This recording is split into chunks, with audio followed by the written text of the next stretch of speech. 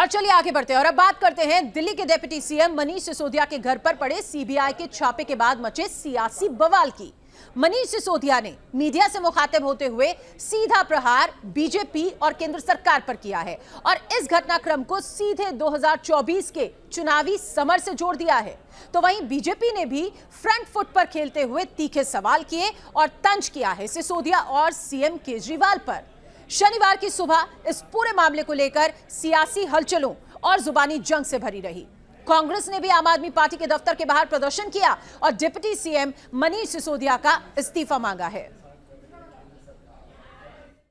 जो सरकार निकलती है, वो सरकार बदलती है।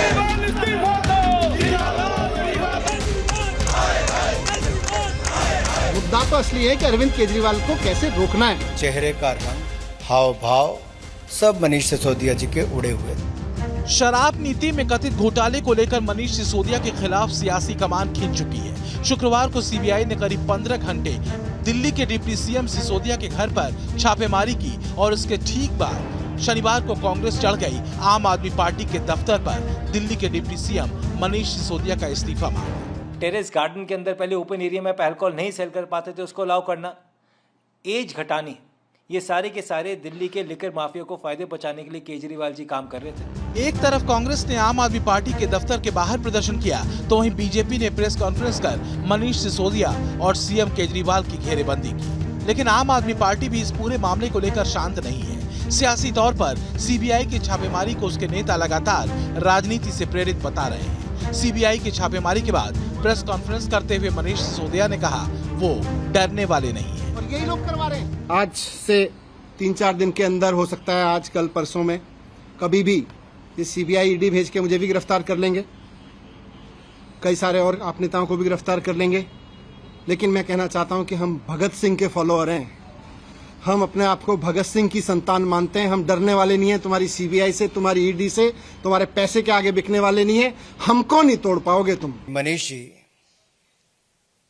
आखिरकार अगर आपकी शराब नीति ठीक थी तो वापस क्यों ली?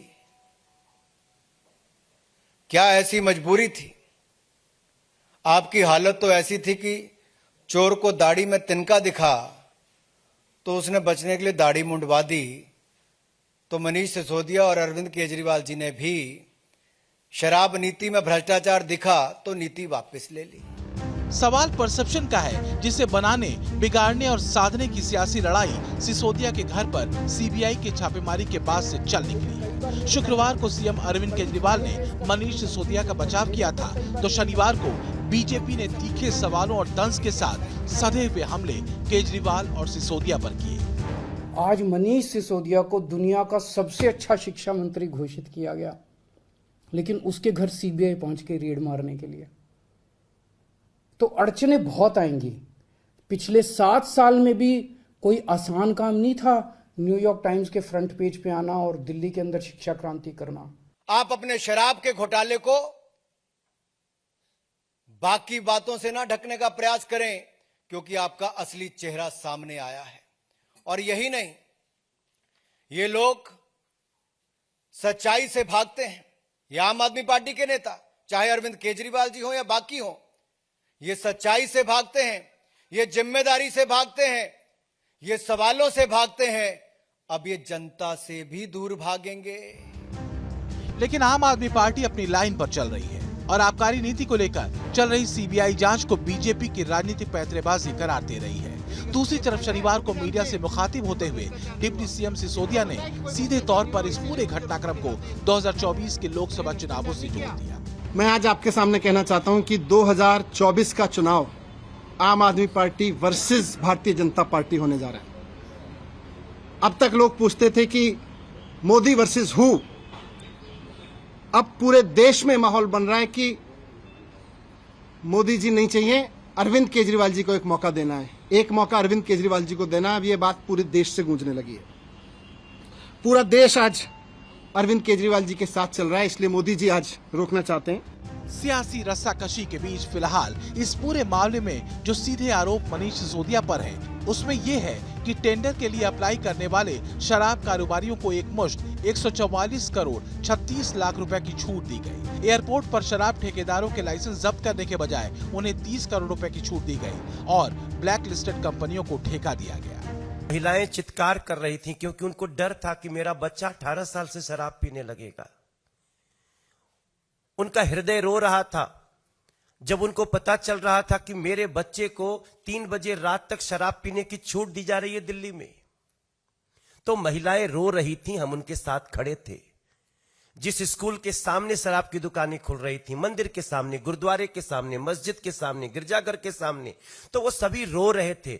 उनकी हाय लगी है आज आम आदमी पार्टी की सरकार को, मनीष सिसोदिया और अरविंद केजरीवाल जी को। ये जो केंद्र सरकार की रेड थी, इसको कोई भी न्यूट्रल आदमी कहेगा ये रेड पूरी तरीके से फेलियर थी, 100 में से 0 नंबर।